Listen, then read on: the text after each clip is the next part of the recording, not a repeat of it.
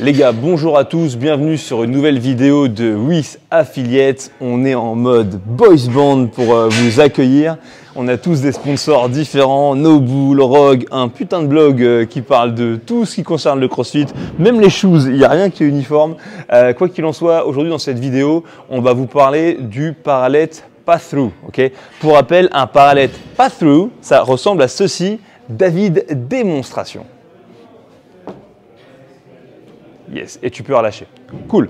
Premier point qu'on vient de noter, c'est que vous le verrez dans la préparation de cet exercice, vu qu'aujourd'hui il y a de la course à pied dans le WOD qui est prévu, il y a tout un tas de drills à effectuer. Je ne reviens pas sur les drills de course à pied, mais en tout cas, essayez de comprendre qu'il y a l'un de ces drills qui est fondamental, que vous ne devez pas zapper, qui est le drill du Spider-Man Walk. C'est le fait de marcher à l'envers.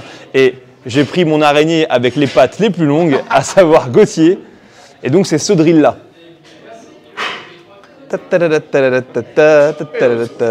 Okay. Et tu peux relâcher. Okay, ça, l'air de rien, dans le métro parisien, pour ceux qui connaissent, tu peux faire de l'argent si tu marches comme ça sur les quais. Voilà, une blague à censurer. Pourquoi est-ce que je vous dis que cette position est importante? C'est un des points de passage qu'on va devoir travailler sur le mouvement.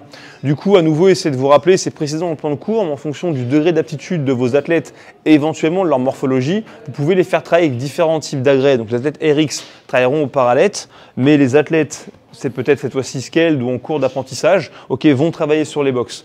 Autre point qui est important, même si aujourd'hui je les ai matérialisés par des tapis qui sont rouges positionnés au sol, essayez de filer à vos athlètes une référence pour savoir d'où est-ce qu'ils doivent partir et quel est le point qu'ils doivent atteindre lorsqu'ils effectuent le mouvement. Okay, c'est un point qui est important, ça leur permet à tous d'être sur un pied d'égalité et peut-être même que dans le cadre d'un WOD, ça pourrait permettre à vos différents athlètes de se faire évaluer et scorer de la même façon s'il y a un peu de compétiteurs dans la place.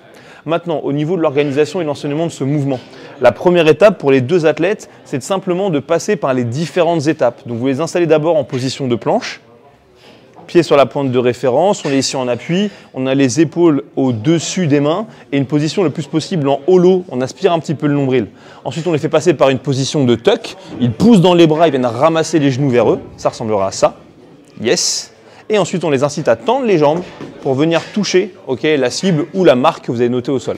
Cool. Une fois que ça c'est fait, ils peuvent se remettre debout de manière autonome, il n'y a pas de souci. Cool.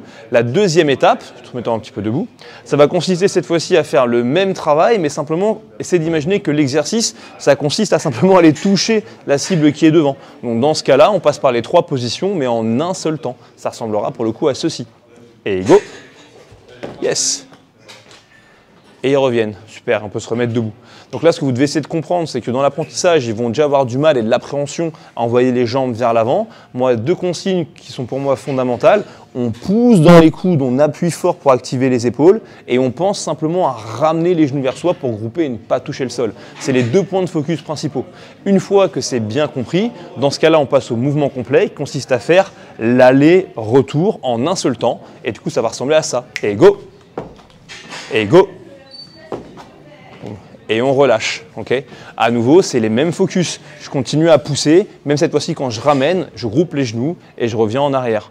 Si jamais vos athlètes vous demandent pourquoi est-ce que c'est si important de travailler le pass-through et quel est l'intérêt, essayez de leur faire comprendre que dès qu'on va avoir envie de travailler ce qu'on appelle le reverse press to handstand ou tout ce type d'exercice, maîtriser le pass-through, savoir enrouler sa colonne en contractant les abdos, ça sera un point fondamental.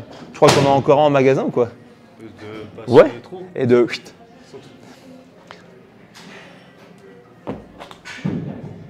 Ouais.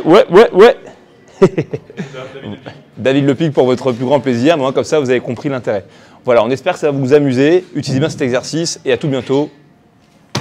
Ciao.